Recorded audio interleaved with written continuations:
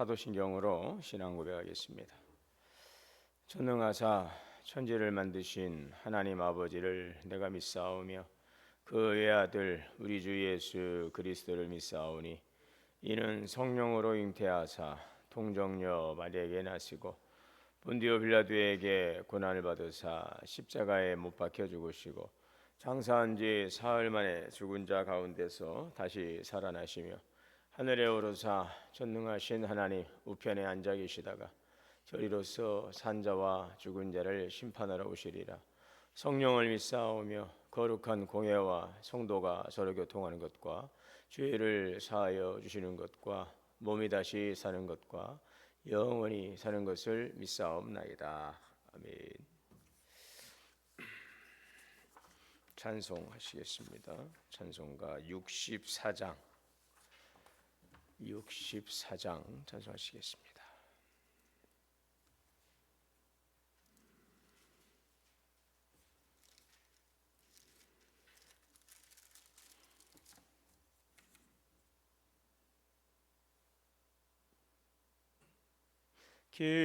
기뻐하며 경배하세 영광의 주 하나님, 주 앞에서 우리 마음 피어나는 꽃 같아 죄와 슬픔 사라지고 의심 그릇 거치니 변함없는 기쁨의 주 밝은 빛을 주시네. 땅과 하늘 만물들이 주의 솜씨 빛내고 별과 천사 노래소리 끊임없이 드높아 물과 숲과 산과 골짜 들판이나 바다나 표든 만물 주의 사랑 기뻐 찬양하여라. 우리 주는 사랑이요 복의 근원이시니 삶이 깊은 샘이 되어 바다처럼 넘치네. 아버지의 사랑 안에 우리 모두 형제니 서로 사랑하게 도와 주시옵소서. 새벽별의 노래 따라 힘찬 찬송 부르니 주의 사랑 줄이 되어 한맘 되게 하시네.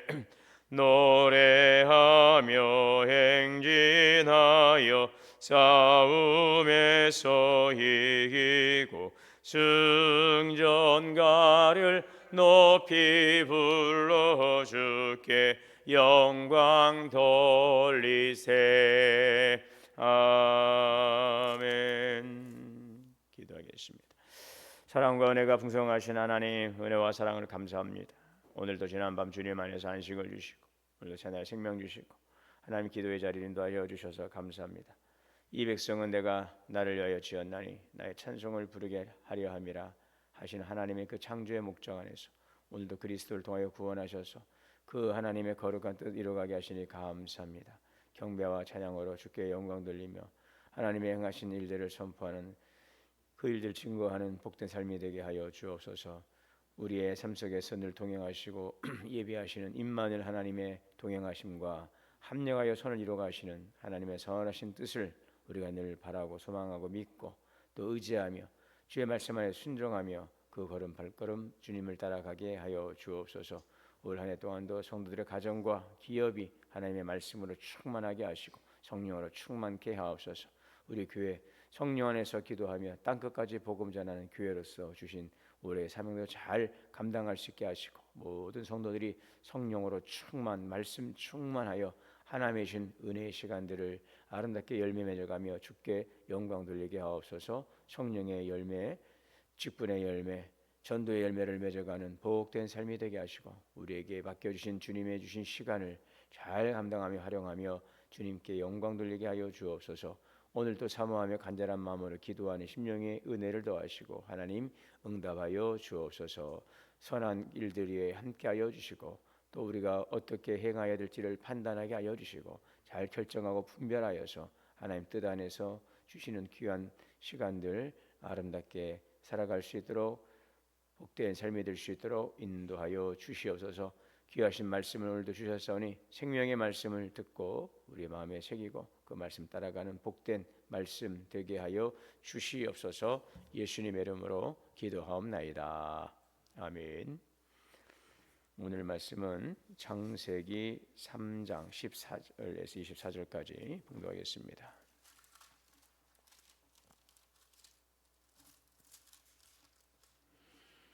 창세기 3장 14절에서 24절까지 봉독하겠습니다. 여호와 하나님이 뱀에게 이르시되 내가 이렇게 하였으니 내가 모든 가축과 들의 모든 짐승보다 더욱 저주를 받아 배로 다니고 살아있는 동안 흙을 먹을지니라. 내가 너로 여자와 원수가 되게 하고 내 후손도 여자의 후손과 원수가 되게 하리니 여자의 후손은 내 머리를 상하게 할 것이요 너는 그의 발꿈치를 상하게 할 것이니라 하시고 또 여자에게 이르시되 내가 내게 임신하는 고통을 크게 더하리니 내가 수고하고 자식을 낳을 것이며 너는 남편을 원하고 남편은 너를 다스릴 것이니라 하시고 아담에게 이르시되 내가 내 아내의 말을 듣고 내가 내게 먹지 말라 한 나무의 열매를 먹었은즉 땅은 너로 말미암아 저주를 받고 너는 내 평생에 수고하여야 그 수산을 먹으리라. 땅이 내게 가시덤불과 엉겅퀴를 낼 것이라. 내가 먹을 것은 밭의 채소인즉 내가 흙으로 돌아갈 때까지 얼굴에 땀을 흘려야 먹을 것을 먹으리니 내가 그것에서 취함을 입었으리라.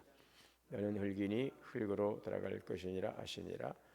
아담이 그의 아내의 이름을 하와라 불렀으니 그는 모든 산자의 어미가 됨이더라. 여호와 하나님이 아담과 그의 아내를 위하여 가죽옷을 지어 입히시니라. 여호와 하나님이 이르시되 보라 이 사람이 선악을 아는 일에 우리 중 하나같이 되었으니 그가 그의 손을 들어 생명나무 열매도 따먹고 영생할까 하노라 하시고 여호와 하나님이 에덴 동산에서 그를 내보내어 그의 근원이 된 땅을 갈게 하시니라. 이같이 하나님이 그 사람을 쫓아내시고 에덴 동산 동쪽에 그룹들과 두루두루 불칼을 두어 생명나무의 길을 지키게 하시니라. 아멘.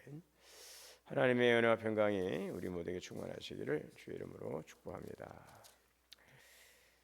아담과 하와가 하나님께서 명령하셨던 그 선악과를 먹지 말라고 하시는 하나님의 명령을 그가 순종하지 않고 그 선악과를 따먹음으로 이제 하나님과의 관계가 이제 깨어지죠. 자, 하나님의 말씀을 순종하지 않았던 이 아브라함이 이제 경험했던 바로 그 감정은 이제 두려움과 부끄러움이었습니다. 그들의 부끄러움을 알게 되고 또 그 부끄러움을 통해서 하나님께서 말씀하셨던 그 동산 중앙에 있는 이 열매를 먹지 말라고 했던 바로 그 하나님의 말씀이 떠오르면서 하나님의 말씀에 순종하지 않은 그 사실에 대한 이제 깊은 두려움이 찾아온 것입니다. 자, 그러면서 이제 아담은 이제 하와는 자신들이 이제 벗은 것을 알고 그것으로 인해서 이제 부끄러워하면서 무화과 나무로 잎을 엮어서 그의 몸을 가리지요. 자, 이 죄라고 하는 것은 인간의 내면을 발가벗기는 것입니다. 드러나게 하는 거죠. 수치감을 갖게 하는 것이죠. 하나님 앞에서 물론이고 또 사람 앞에서 또 자기 자신 앞에서 그 더 이상 설 수 없게 만드는, 그래서 인간의 내면의 것들을 다 드러내는 것들이죠. 그 수치감, 부끄러움은 바로 거기에서 파생되고 있습니다. 자, 인간은 본능적으로 그래서 가리려 합니다. 자꾸 뭔가를 자꾸 꾸미고 가리고 덮고 자, 그러나 이 자기를 가리고 있는 이러한 부분들은 결국 드러나게 되어 있죠. 이게 무화과 나무 잎을 엮어서 그 가린다고 해서 그 하나님과의 깨어진 관계가 회복될 수 있지 않겠죠? 하나님의 그 말씀 앞에서 순종하지 않았던 이런 모습들, 이런 것들에 대한 그 불순종, 그의 수치와 부끄러움들, 이러한 것들은 잠시 덮을 수는 있을지 모르겠지만 그것을 근본적으로 가릴 수도 없고 해결할 수 없는 미봉책에 불과한 것입니다. 자기의 수치와 부끄러움, 두려움을 이제 가리지만 그것이 그의 내면에서 드러나는 그 두려움과 그 부끄러움과 바로 이런 부분들을 가릴 수는 없는 것입니다.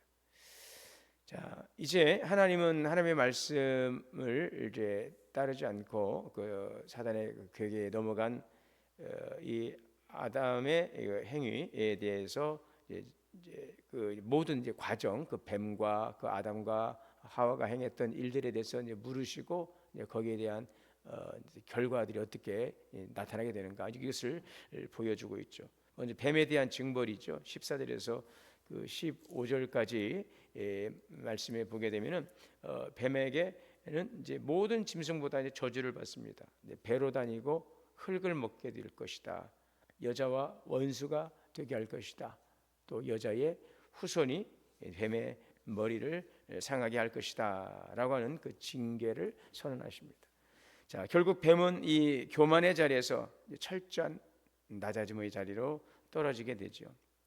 이것은 단순한 동물에 대한 징벌이 아니라 죄와 악의 세력이 궁극적으로 이제 패배할 것을 선언하는 말씀이면서 특별히 이제 15절 같은 경우는 우리가 이제 원시 복음이라고 하지요. 장차 여자의 후손 그 그리스도를 통해서 사단이 결정적으로 패배할 것을 예고하는 원시 복음에 근거되는 말씀이기도 한데 아담을 깨고 하와를 깨고 아담을 또 깨어서 범죄케 한 이 뱀에 대한 징계가 오늘 이렇게 일어나게 됩니다. 자, 남자에 대해서 아담에 대한 또 징계를 또 징벌입니다. 17절에서 19절입니다. 땅이 저주를 받고 또 평생 수고해야 먹을 수 있는 그런 존재가 되었어요. 가시덤불과 엉겅퀴가 나고 결국 인간은 흙으로 돌아갈 수밖에 없는 그런 죽음을 맞이할 수밖에 없는 존재가 되고 만 것이죠. 여기에서 땅이 저주를 받고 평생 수고해야 먹을 수 있다라고 하는 것은 하나님께서 주신 이 노동이라고 하신 큰 축복이죠. 하나님께서 땅에서 씨를 뿌려서 그것을 농사지어 거두어서 먹을 수 있게 한 것은 신성한 노동은 하나님의 큰 축복이었음에도 불구하고 노동이 더 이상 기쁨이 되지 않고 이제 고된 수고가 되고 마는 그런 결과를 가져온 것입니다. 자, 죽음은 죄의 가장 분명한 결과이죠. 그래서 인간은 피조물이라고 하는 그 한계를 직면할 수밖에 없는 그런 결과는 바로 이제 죽음을 맞이할 수밖에 없는 그런 존재가 되었다고 하는 사실을 이제 보여주고 있습니다. 자, 그래서 전체를 통해서 관통하는 핵심의 의미는 그것입니다. 죄는 단지 개인의 문제를 넘어서서 여기에 보게 되면 이제 땅이 고통을 받게 되는 부분들, 자 이제 이런 부분들은 그래서 그 한 사람의 그 범죄함이라고 하는 것은 개인의 문제를 넘어서서 모든 관계를 무너뜨린 것이죠. 이게 죄라고 하는 것은 관계 파손입니다. 관계가 깨어지는 것이죠. 하나님과의 관계가 깨어짐으로 또 하나님께서 창조하신 모든 창조 질서의 관계가 또 깨어지고 나와 너와의 관계가 깨어지고 나와 자연과의 관계 이 모든 관계가 무너져 버리는 그런 결과가 찾아오게 되는 것이죠.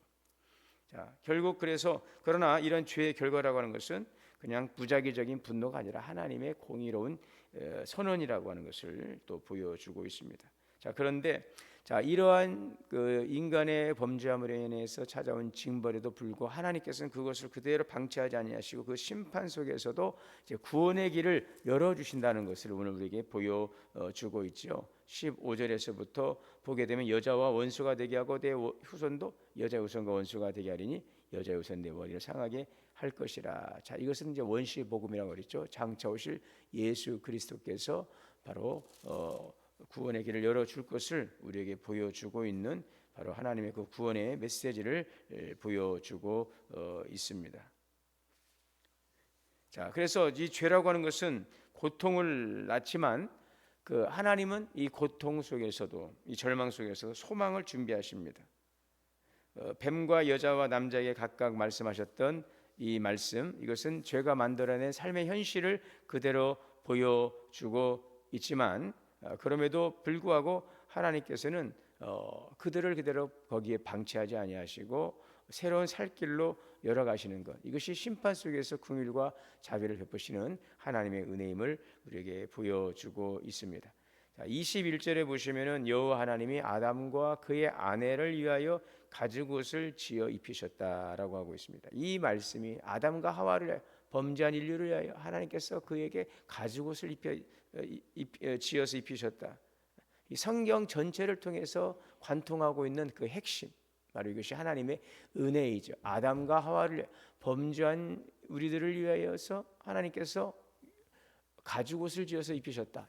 이 성경 전체를 지금 관통해 가고 있는 하나님의 그 구속사, 그 은혜의 핵심임을 우리에게 분명하게 보여주고 있습니다. 아담과 하와가 요청한 것이 아니었어요. 그들은 가렸습니다. 부끄러워 숨었습니다. 그러나 하나님께서 그들을 찾으시고 그들의 부끄러움과 수치감을 덮어주시면서 그들에게 하나님께서 은혜를 내어주시는 것이죠. 가죽옷. 여러분, 이 가죽옷이라고 하는 것은 짐승의 가죽이죠. 이것은 희생을 의미하고 있잖아요. 누군가의 희생 없이는 존재할 수 없는 것이 바로 이 가죽옷이라고 하는 것입니다. 이 장면은 분명히 우리에게 말씀하고 있죠. 자, 죄를 덮는 데 대가가 필요하다라고 하는 사실을 보여주고 있습니다. 자, 그리고 하나님은 이 옷을 입혀 주셨어요. 부끄러움 속에서도 고개 숙인 인간, 부끄러움 속에서 두려움 속에서 숨어 있는 그 인간을 찾아오시고 불러주시고 또 그들에게 직접 지어 입히시는 가죽옷, 이것은 우리를 찾아오시는 하나님의 은혜인 것입니다. 단순한 보호가 아니라 너는 여전히 내 앞에 살 수 있는 존재라는 사실을 그들에게 다시 한번 보여주시고 그들에게 희망의 길을 제시해 주시고 있습니다. 자, 그렇습니다. 22절에 보면 여호와 하나님이 이르시되 보라, 이 사람이 선악을 하는 일에 우리 중 하나가 되었으니 그가 그의 손을 들어 생명나무 열매도 따먹고 영생할까 하노라. 여러분, 우리가 범죄함 속에서 영원히 산다는 것은 고통이지요. 고통이죠. 어떤 분은 그래요. 예수를 믿으면 영생을 얻습니다. 야, 이 지금도 이렇게 힘들고 어려운데 이런 고통을 죽지도 않고 경험한다. 아우, 나는 끔찍하다고. 나는 차라리 죽겠다라고 이렇게 이야기합니다. 여러분, 범죄한 상태에서 만약에 뭐 생명나무를 먹을 수도 없겠지만 그것을 먹고서 죽지 않는다고 생각해 보세요. 여러분, 이 고통이 끝이 없이 계속 영원토록 진행된다고 한번 생각을 해보십시오. 여러분, 끔찍하지 않습니까? 그런 생각을 한번 해보는 거죠. 에덴 동산에서 나가는 것이 어찌 보면 은혜인 거죠. 다시 한번 새롭게 다시 출발해야 돼요. 새롭게 리셋이 돼야 되는 것이거든요. 뭔가 새로워지지 않고서 그냥 이 있는 상태 속에서 해결책을 찾아간다, 되지 않는 것입니다. 범죄한 인류의 새로운 구원의 길은 그냥 그것을 개선하는 차원에서의 정도에서 해결되는 부분이 아니라 단지 잠시 어떻게 좀 개선하고 복구하는 차원이 아니라 근본적으로 갈아엎는 것이 되어야 되거든요. 이것은 바로 뭡니까? 죄가 죽는 것입니다.